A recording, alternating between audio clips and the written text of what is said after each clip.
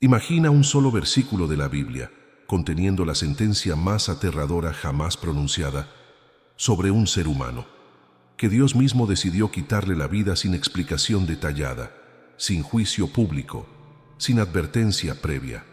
Una muerte directa ejecutada por el Creador con una razón apenas insinuada, pero suficiente para sellar el destino eterno de esa alma. No era un rey pagano, no era un enemigo de Israel, era alguien que pertenecía al pueblo de Dios.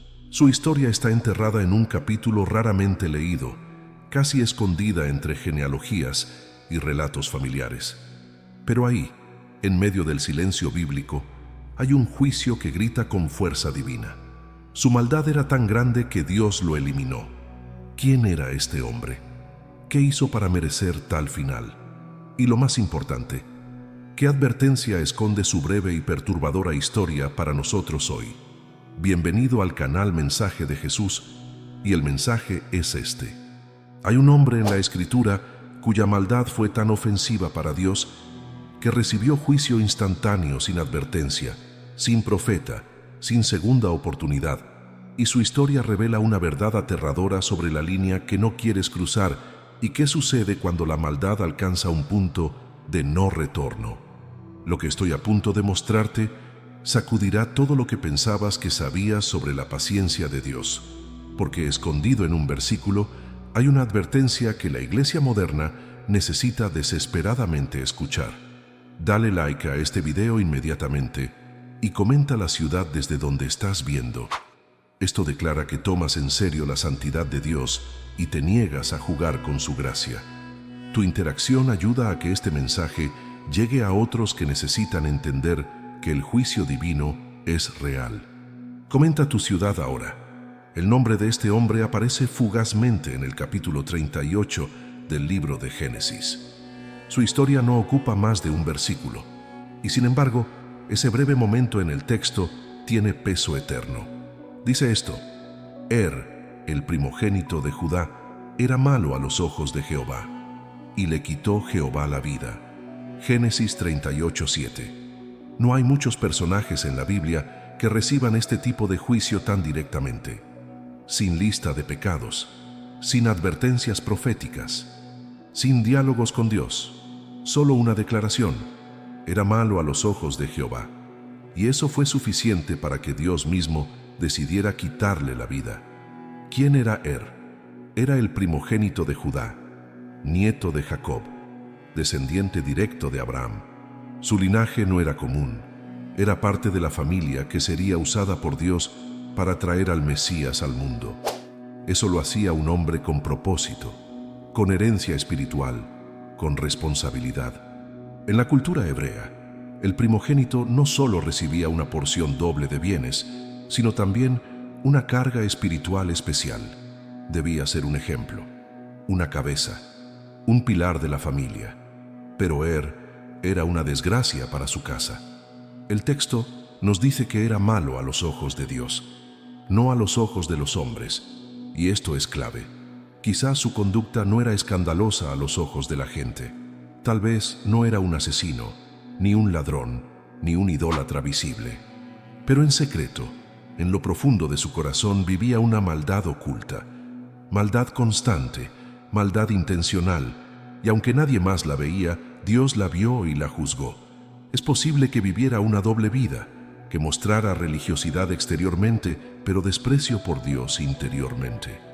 Que tomara su llamado a la ligera, que se burlara de la santidad, que despreciara su posición, que usara su privilegio sin reverencia, que pensara que porque era parte del pueblo de Dios, podía hacer lo que quisiera sin consecuencias. Pero Dios no ve las apariencias, Dios ve el corazón. Y cuando ese corazón está completamente corrompido, endurecido, rebelde, sin deseo de arrepentimiento, Dios actúa. Y lo más escalofriante es el silencio que sigue. No hay lamento, no hay entierro registrado, no hay memoria honorable. Es como si Dios lo hubiera borrado del mapa y del libro de la vida. Hay quienes piensan que este juicio fue demasiado severo. ¿Por qué Dios no le dio otra oportunidad?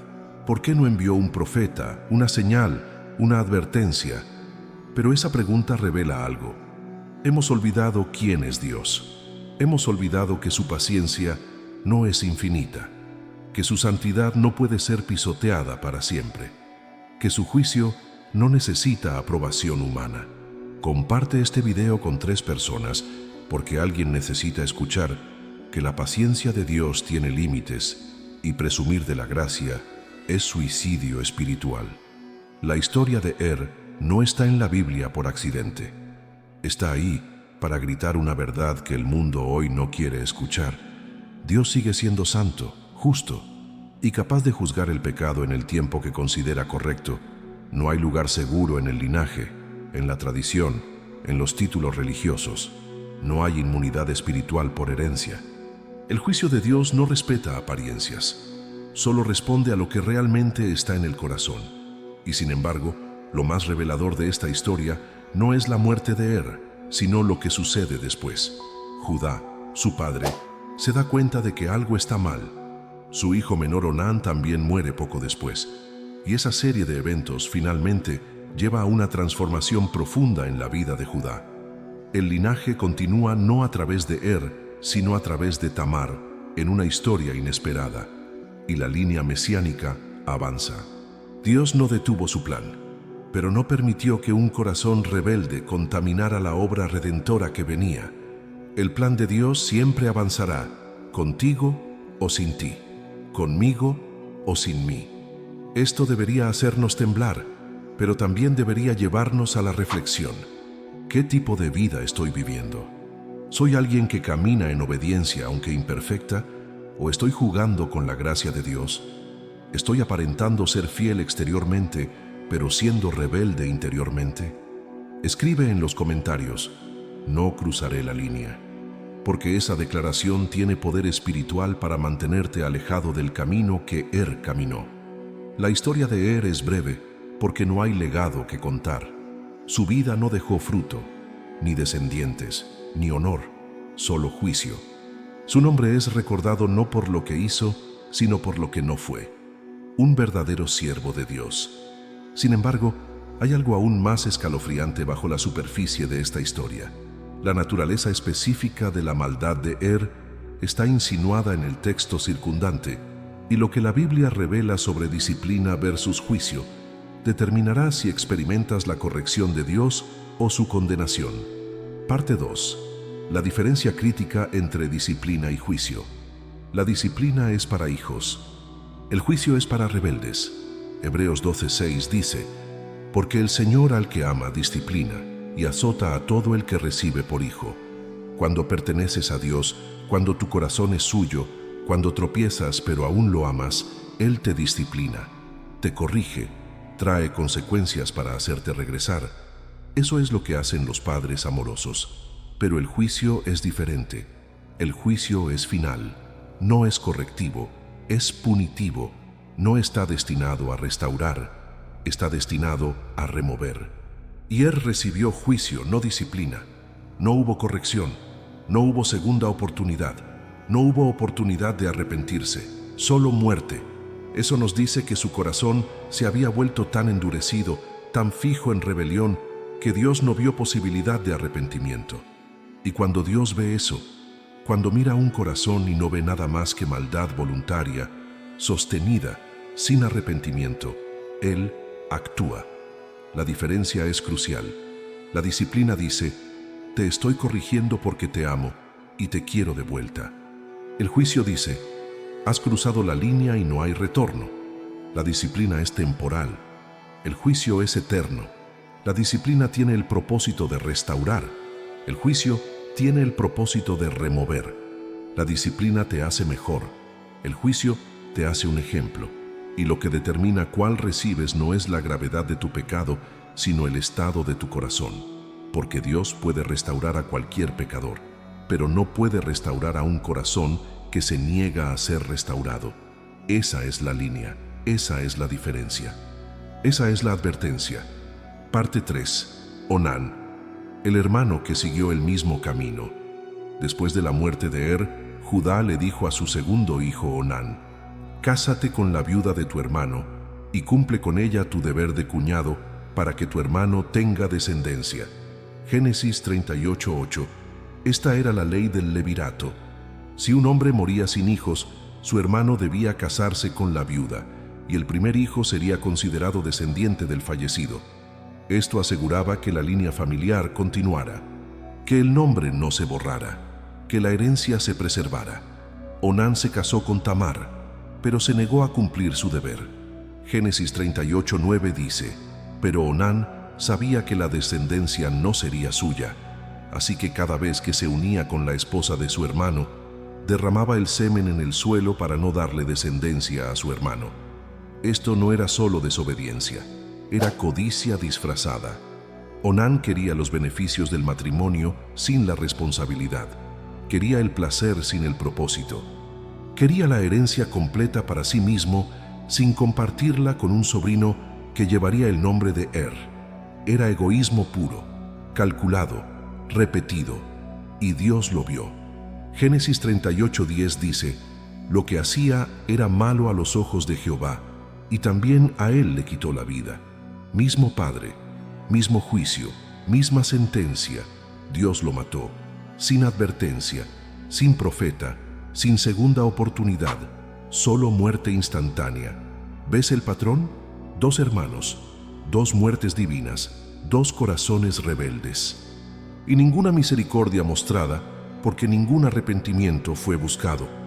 Onán no solo desobedeció una ley cultural, desobedeció el propósito de Dios, porque ese hijo que se negó a concebir habría sido parte de la línea que eventualmente llevaría al Mesías. Onán estaba, sin saberlo, obstaculizando el plan de redención, y Dios no lo toleraría. Comparte este mensaje con alguien que necesita entender que Dios toma su plan en serio y no permitirá que la rebelión egoísta lo desvíe. Esto nos enseña algo crítico. No puedes usar la gracia de Dios como excusa para vivir en pecado deliberado. No puedes cumplir con las apariencias mientras vives en rebelión oculta. No puedes hacer lo que te conviene mientras ignoras lo que Dios requiere. Porque Dios ve, Dios sabe y Dios juzga. Parte 4. ¿Por qué Dios mató a tan rápidamente? No hay advertencia registrada. No hay profeta enviado. No hay voz del cielo. Solo muerte repentina. ¿Por qué? Porque hay un punto en el que el corazón humano se endurece tanto que ya no responde a la corrección. Hay un punto en el que la rebelión se vuelve tan arraigada que no hay retorno. Hay un punto en el que Dios dice: basta. Faraón llegó a ese punto. Éxodo dice que Dios endureció el corazón de Faraón, pero solo después de que Faraón endureció su propio corazón repetidamente. Éxodo 8:15, 32, 9:34. Dios simplemente confirmó lo que Faraón ya había elegido. Llegó a ese punto, Onán llegó a ese punto, y cuando llegas a ese punto, no hay advertencia, no hay segunda oportunidad, no hay tiempo extra, solo juicio, porque Dios no está obligado a advertirte eternamente. Su paciencia tiene límites, y cuando esos límites se alcanzan, Él actúa.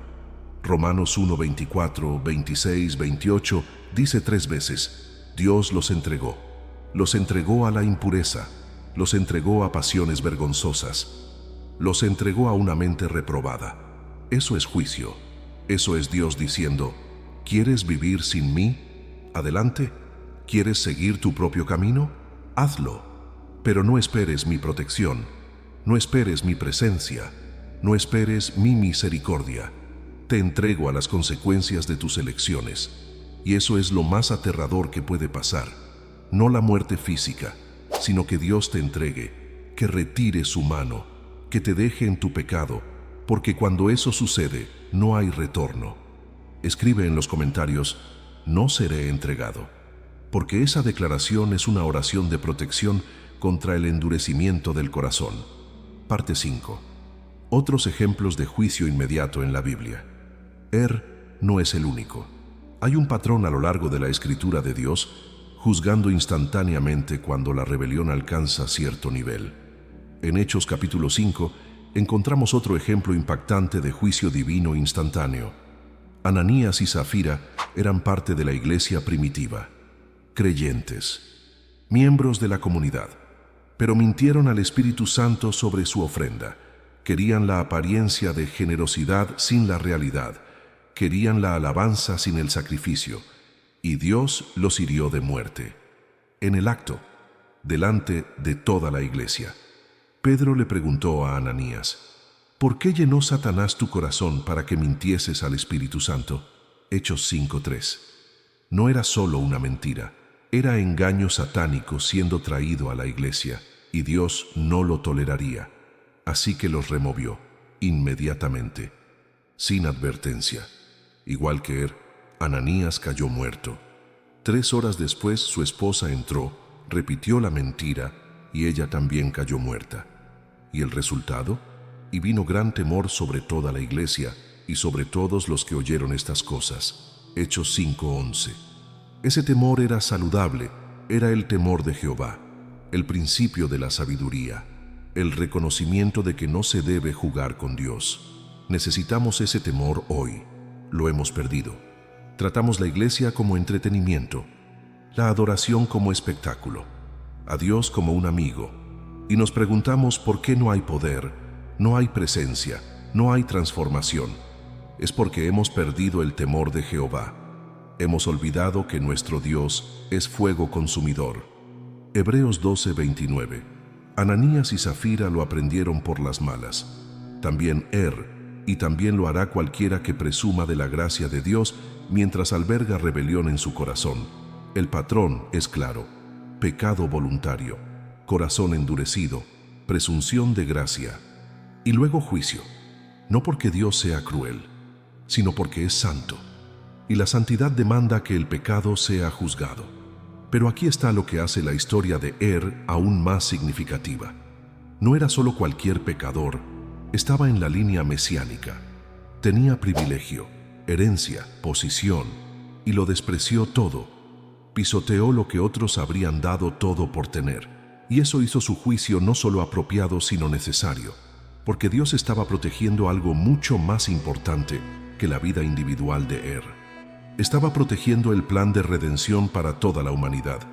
Suscríbete y activa las notificaciones, porque las historias del rey Saúl y el rey Herodes confirmarán todo lo que te he mostrado, y su caída revela exactamente el mismo patrón aterrador que llevó a la muerte instantánea de Parte 6. El rey Saúl y el rey Herodes, el patrón de orgullo y rebelión.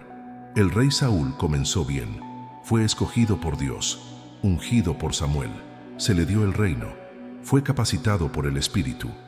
Pero Saúl se volvió orgulloso, desobediente, celoso. Comenzó a confiar en sí mismo en lugar de en Dios. Comenzó a preocuparse más por las opiniones de la gente que por los mandamientos de Dios. Y cuando el profeta Samuel lo confrontó, Saúl puso excusas, culpó a otros, se negó a asumir plena responsabilidad. Primera de Samuel 15:22 registra la respuesta devastadora de Samuel. Ciertamente, el obedecer es mejor que los sacrificios y el prestar atención que la grosura de los carneros. Porque como pecado de adivinación es la rebelión, y como ídolos e idolatría la obstinación. Por cuanto tú desechaste la palabra de Jehová, Él también te ha desechado para que no seas rey. Saúl fue removido, no matado inmediatamente como pero removido de su posición, despojado de su unción, cortado de la presencia de Dios, y pasó el resto de su vida en tormento, persiguiendo a David, consultando brujas, descendiendo a la locura, hasta que finalmente murió por suicidio en el campo de batalla. Primera de Samuel 31:4. Eso es lo que sucede cuando rechazas la palabra de Dios. Puede que no mueras físicamente de inmediato, pero mueres espiritualmente.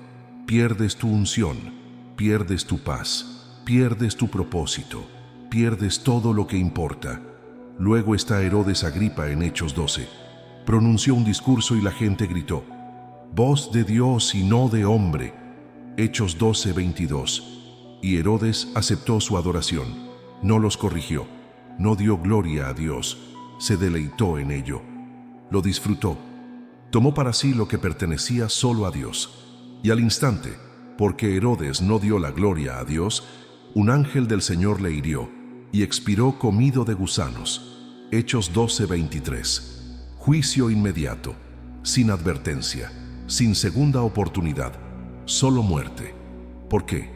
Porque robó la gloria de Dios, porque aceptó adoración que pertenecía solo a Dios, y Dios no compartirá su gloria con nadie. Isaías 42:8 declara: Yo Jehová, este es mi nombre, y a otro no daré mi gloria. ¿Ves el patrón? Onán, Ananías, Zafira, Saúl, Herodes, todos juzgados por Dios, todos por diferentes pecados específicos, pero todos por el mismo problema raíz: orgullo, rebelión, presunción, dar por sentada la gracia de Dios. Y lo aterrador es que probablemente no pensaron que habían cruzado la línea. Ananías y Zafira probablemente pensaron: es solo una pequeña mentira. Herodes probablemente pensó: es solo un discurso. Déjalos que me alaben. ¿Cuál es el daño? Él probablemente pensó: nadie ve lo que estoy haciendo. Estoy bien, pero no estaban bien.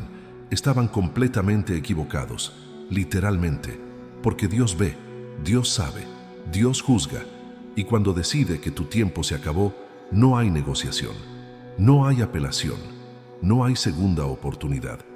Tu única esperanza es no llegar a ese punto en primer lugar. Y haces eso viviendo en temor reverente del Señor, tomando el pecado en serio, respondiendo inmediatamente a la convicción, nunca jamás presumiendo de su gracia.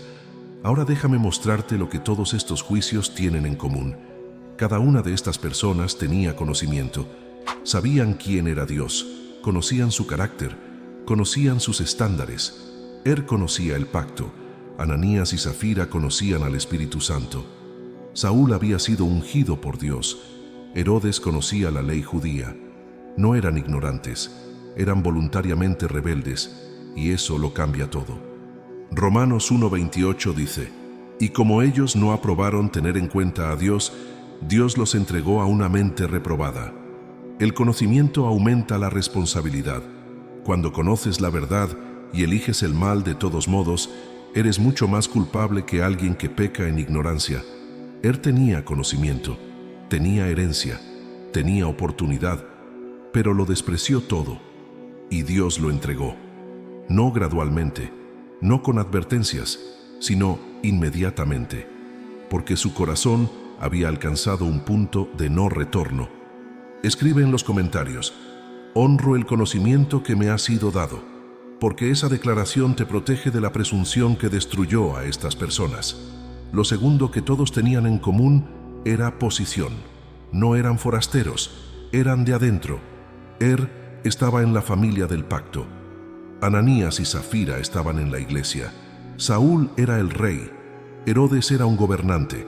Tenían privilegio, acceso, influencia, y lo abusaron.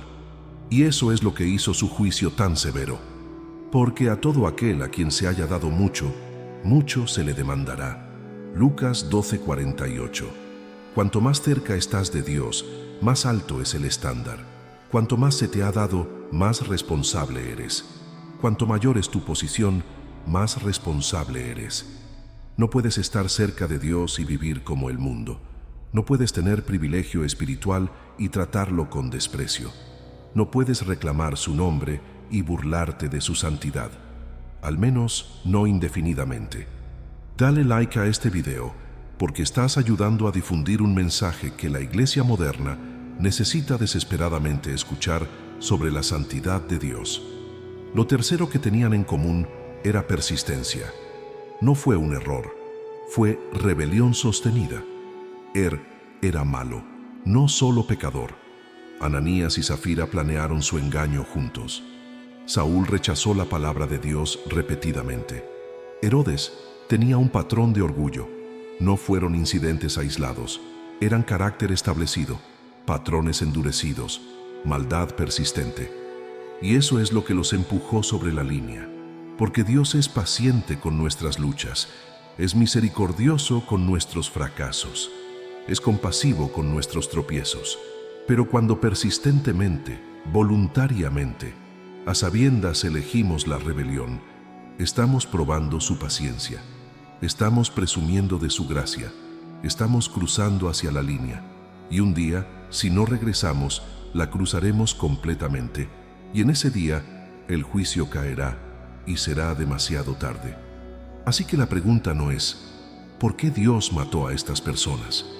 La pregunta es, ¿cómo me aseguro de nunca volverme como ellos? Y la respuesta es simple, pero no fácil. Mantén tu corazón tierno. Permanece humilde. Mantente arrepentido. Responde rápidamente a la convicción. No demores la obediencia. No silencies al Espíritu. No presumas de la gracia, porque la línea es real y cruzarla tiene consecuencias eternas. Parte 7. Dios es amor y Dios es santo. Ambas verdades funcionan juntas.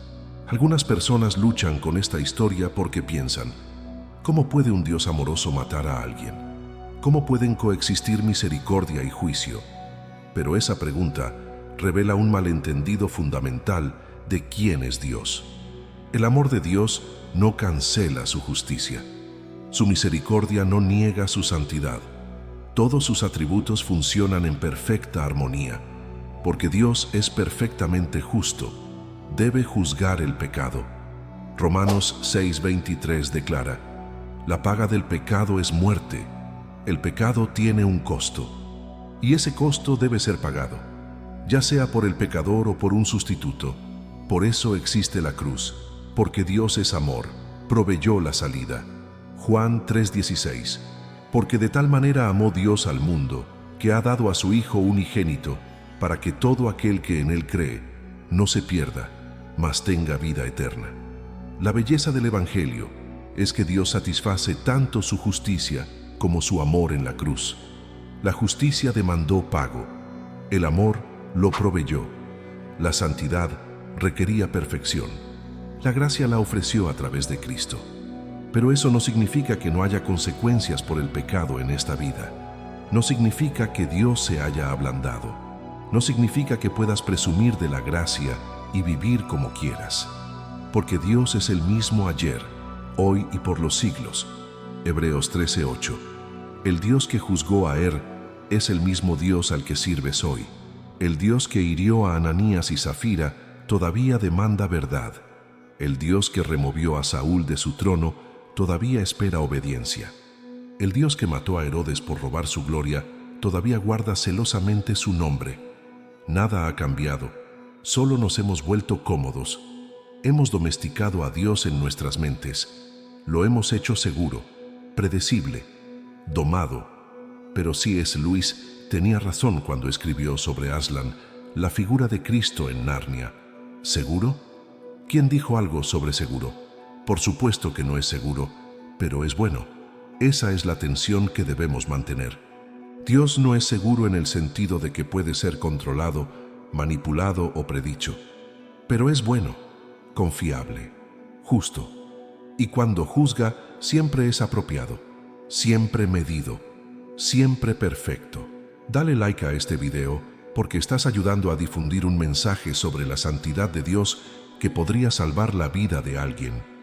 El juicio de no fue crueldad, fue justicia, fue Dios protegiendo su plan y manteniendo su santidad. Y hay consuelo en eso, porque si Dios juzga la maldad, entonces podemos confiar en que Él lidiará con el mal, podemos confiar en que protegerá sus propósitos, podemos confiar en que Él es quien dice ser. La pregunta no es si Dios es demasiado duro, la pregunta es si somos demasiado casuales con el pecado, si hemos perdido nuestra reverencia por Él, si tratamos su gracia como permiso en lugar de transformación, y si somos honestos, la mayoría de nosotros caemos en esa trampa en algún momento. Pensamos que porque Dios es paciente, es pasivo, porque es misericordioso, es indulgente, porque es amoroso, pasará por alto la rebelión. Pero eso no es amor, eso es facilitar. El amor real confronta, el amor real corrige, el amor real disciplina. El amor real dice, no te dejaré destruirte a ti mismo incluso si significa que experimentes dolor ahora para evitar destrucción después. Eso es lo que es el juicio de Dios. Es amor que se niega a dejar ganar a la maldad. Es santidad que no puede coexistir con el mal. Es justicia que demanda rectitud. Así que sí, Dios es amor, pero Dios también es santo, y ambos son verdad. Ambos son necesarios. Ambos son buenos. Y entender eso cambiará cómo te acercas a Él, no con familiaridad casual, sino con temor reverente, no con presunción, sino con gratitud, no con derecho, sino con humildad, porque el mismo Dios que ofrece misericordia también ejecuta juicio. Y cuál experimentes depende enteramente de cómo respondas a Él. Ahora aquí está la pregunta más crítica que necesitas responder. Si esta línea existe, si cruzarla tiene consecuencias eternas, ¿cómo te aseguras de nunca acercarte a ella? La respuesta está en 3 prácticas diarias que mantienen tu corazón tierno y tu espíritu alineado con Dios. Parte 8. 3 maneras de asegurar que nunca cruces la línea. La línea es real. Hemos establecido eso. La cruzó. Ananías y Zafira la cruzaron. Saúl la cruzó. Herodes la cruzó. E innumerables otros a lo largo de la historia la han cruzado. Pero tú no tienes que hacerlo. Hay una manera de vivir que te mantiene lejos de ese borde. Una manera que protege tu corazón de endurecerse. Una manera que asegura que termines bien en lugar de convertirte en una historia de advertencia. Paso 1. Cultiva un corazón tierno. Proverbios 4:23 dice: sobre toda cosa guardada, guarda tu corazón, porque de él mana la vida. Tu corazón es la fuente de tu vida. Si se endurece, todo lo demás sufre. Si se mantiene tierno, todo lo demás prospera. Entonces, ¿cómo mantienes un corazón tierno? Lo guardas, lo proteges, lo nutres. Eso significa tiempo diario en la palabra de Dios. No solo leer, sino meditar. Dejar que la verdad penetre profundo. Dejar que la Escritura te confronte, te corrija, te transforme. Eso significa adoración diaria. No solo cantar, sino rendirse. Abrir tu corazón a la presencia de Dios. Dejar que Él te examine. Dejar que Él hable. Eso significa confesión diaria. No esconder el pecado, sino traerlo a la luz. Reconocerlo. Arrepentirse de él. Recibir perdón por él. Y eso significa responsabilidad diaria. No puedes guardar tu corazón solo. Necesitas personas en tu vida que tengan permiso de hablar verdad, que hagan preguntas difíciles, que señalen el pecado, que no te dejen desviarte. Hebreos 3:13 dice: antes exhortaos los unos a los otros cada día, entre tanto que se dice hoy, para que ninguno de vosotros se endurezca por el engaño del pecado, cada día, no semanalmente, no cuando sea conveniente, cada día, porque el pecado es engañoso, te miente, te dice que no es tan malo, que puedes manejarlo, que tienes tiempo para cambiar después. Y si no tienes personas hablando verdad en tu vida cada día, creerás esas mentiras, te desviarás, te endurecerás, terminarás como juzgado, removido, olvidado. Comparte este video con alguien que necesita escuchar estos pasos prácticos porque podrías salvarlos de la destrucción espiritual. Paso 2. Vive en el temor del Señor. Proverbios 9:10 declara: el principio de la sabiduría es el temor de Jehová. El temor del Señor no es terror, no es pánico, no es vivir asustado de que Dios te va a aplastar en cualquier momento. Es reverencia, es asombro, es reconocimiento de quién es Él y quién eres tú. Es darte cuenta de que Él es Dios y tú no, que Él es santo y tú no, que Él tiene todo poder y autoridad y tú no. Y ese reconocimiento cambia cómo vives, porque cuando temes al Señor, tomas el pecado en serio. No juegas con la tentación, no te acercas a la línea, no presumes de la gracia, vives con respeto, con cuidado, con humildad. Eclesiastés 12:13 concluye: el fin de todo el discurso oído es este: teme a Dios y guarda sus mandamientos, porque esto es el todo del hombre. El temor del Señor te mantiene seguro, no porque te hace perfecto, sino porque te hace cauteloso. Y ser cauteloso con el pecado te mantiene lejos del juicio. Paso 3. responde rápidamente a la convicción. Cuando el Espíritu Santo te convence de pecado, no demores, no lo ignores, no lo racionalizas. Responde inmediatamente. Efesios 4:30 advierte: y no contristéis al Espíritu Santo de Dios.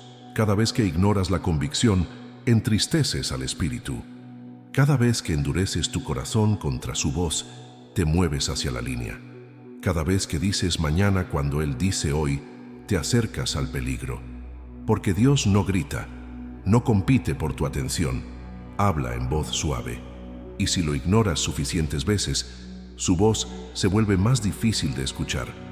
No porque Él se haya ido, sino porque tu corazón se ha endurecido. Así que responde rápidamente. Cuando sientas convicción, confiesa. Cuando escuches su voz, obedece. Cuando veas tu pecado, arrepiéntete. No mañana, no la próxima semana, ahora, porque mañana puede que sea demasiado tarde.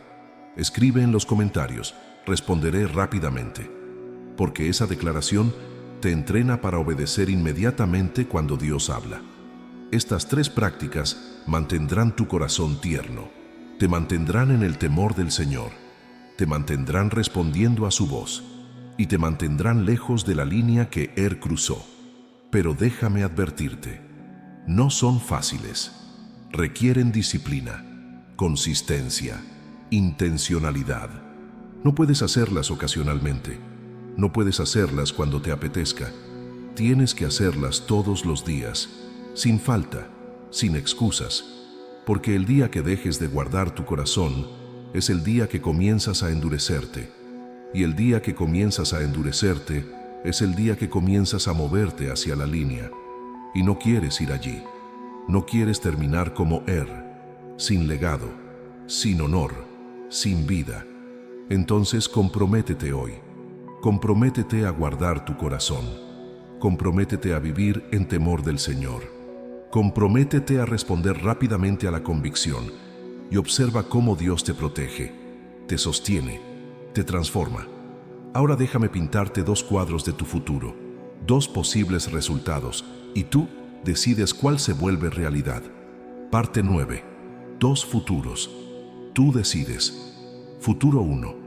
Respondes a este mensaje.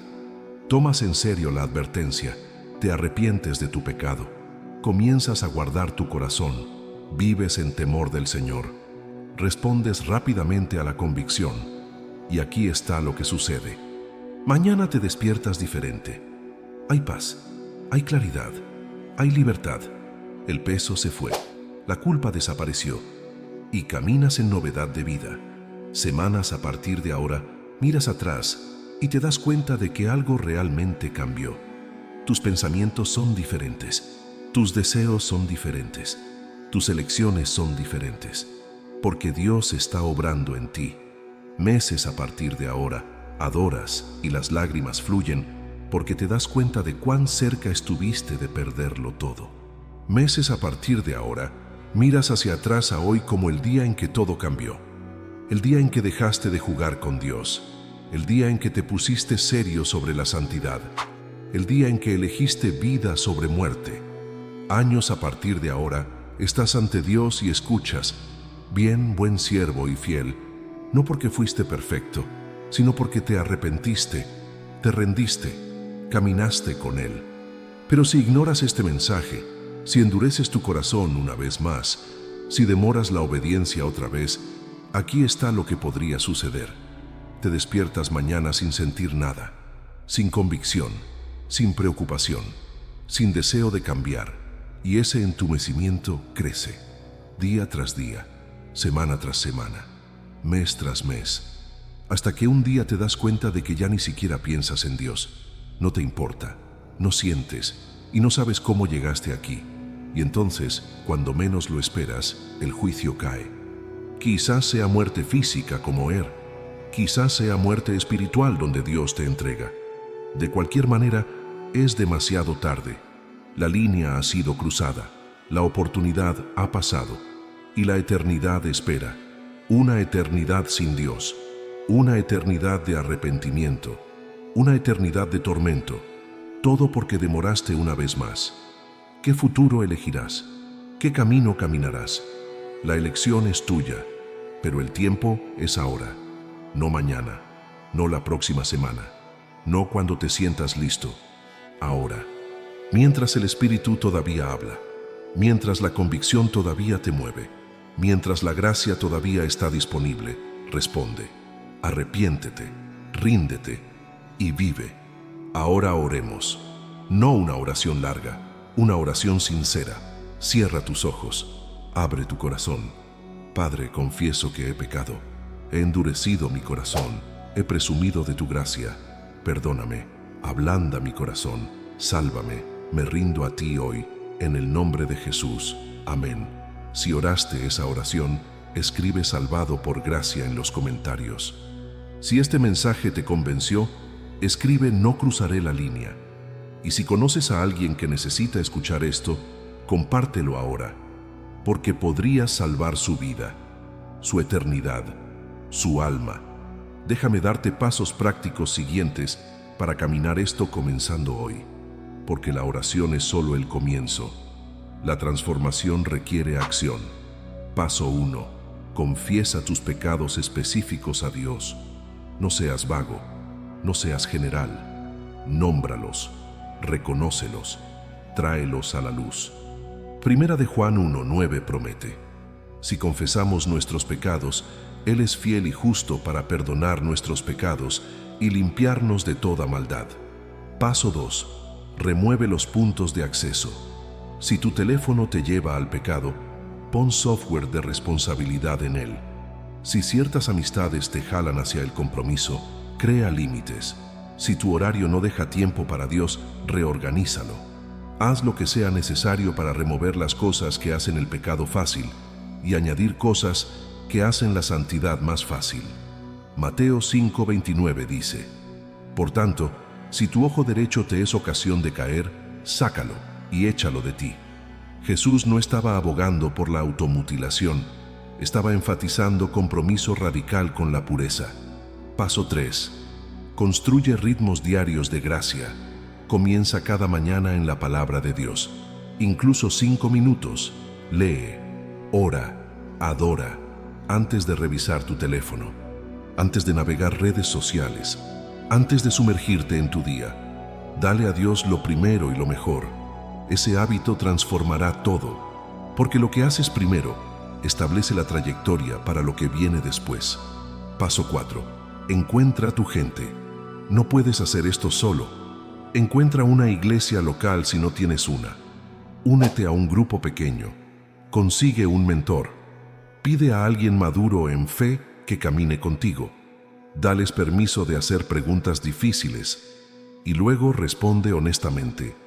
Hebreos 10:25 advierte: no dejando de congregarnos como algunos tienen por costumbre, sino exhortándonos, y tanto más, cuanto veis que aquel día se acerca. Paso 5. Espera guerra espiritual. En el momento en que decidas ponerte serio con Dios, el enemigo se pondrá serio en atacarte. La tentación aumentará, la duda surgirá, el desánimo vendrá. Pero no te sorprendas. Primera de Pedro 5:8 dice: vuestro adversario el diablo, como león rugiente, anda alrededor buscando a quien devorar. Resístele, mantente firme en la fe. Ponte la armadura de Dios diariamente. Y paso 6. Celebra cada pequeña victoria. Cada día que eliges obediencia sobre pecado es una victoria.